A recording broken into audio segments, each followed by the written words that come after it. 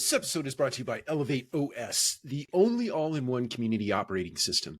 Elevate OS transforms property management, combining resident engagement, reservations, rent payments, maintenance, and concierge services into a single super app.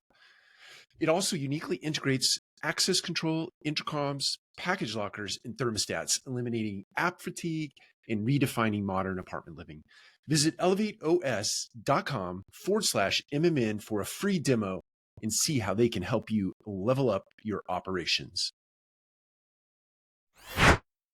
Do you want to know exactly where you're going to be in the next 5 years or in 5 years? That is the topic for the Multifamily Collective today. The answer to that question is look at your calendar, not your dreams, not your goals, not your schedule, because success isn't really a vision. It's all about your appointments. It's like an appointment. Most people believe they're failing because they have bad luck, bad breaks, bad timing. Wrong. It's all wrong. They're failing because they don't control their time. Every pointless meeting, an endless scroll of social media, every I'll get to it later or I'll get around to it, it all compounds. Your future really isn't shaped by your ambitions. It's shaped by your daily execution. There's this common mistake that people make. They confuse being busy with being effective. You've probably done it. I've done it.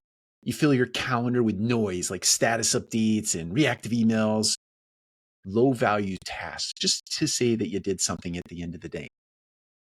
But here's the truth. A calendar full doesn't mean you have a full life. A calendar full of stuff doesn't mean you really have a full life. Let's change that. Let's flip the script a little bit and stop managing our time and start owning it.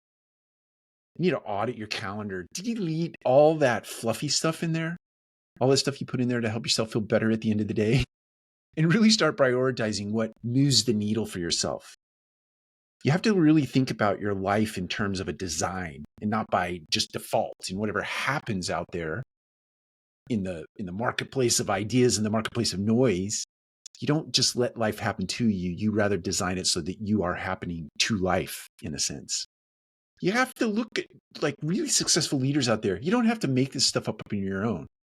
There are a lot of people out there in the world that have moved before you, and you just have to kind of mimic what they do. You can read autobiographies, you can read biographies, you can read about successful people in blogs, you can listen to endless podcasts about people that are successful, people that don't leave their life to chance. You can actually go study their lives and then make application of the things that you like. You think about guys like Warren Buffett, one of the most wealthy guys in the world. His calendar is nearly empty. And believe it or not, he reads most of the day. He leaves a lot of space for really deep work, deep reading, not reading just to read a bunch of books, but reading to fully understand. He reads to understand. And then he makes application of that. And he's obviously been very successful because he's one of the most wealthy guys in the world. Now, Elon Musk, whether you like him or not, doesn't matter.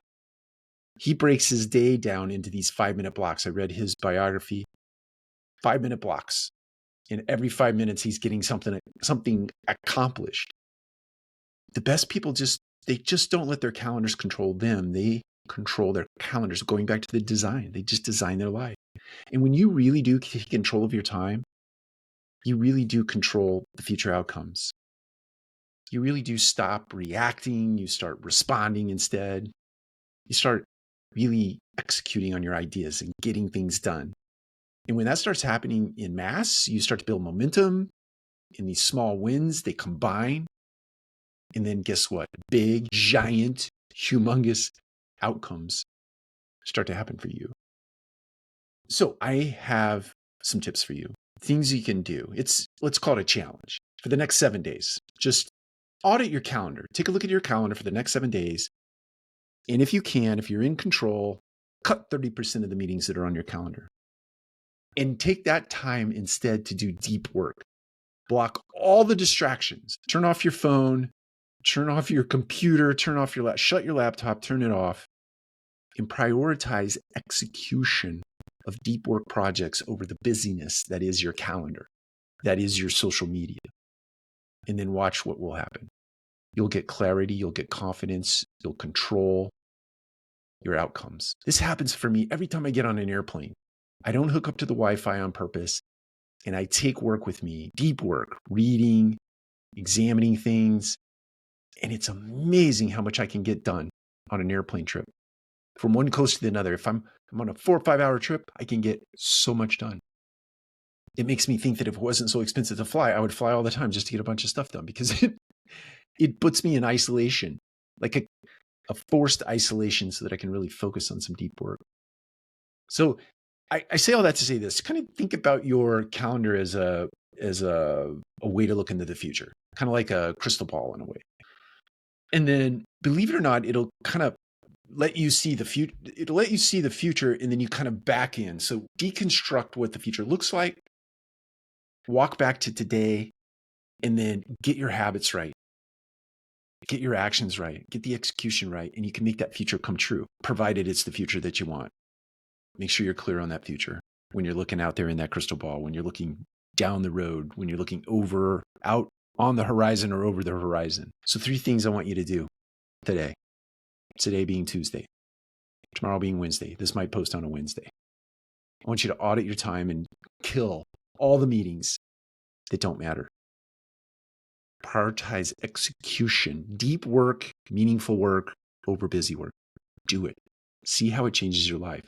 And then really own your calendar. Design that calendar around things that are going to make an impact, not things that are just busy work, just things that are like activity that helps you feel better at the end of the day. Design it around real impact. Understand what's going to make an impact in your business, your personal life, and your community. That's it. Take care. We'll talk to you again soon.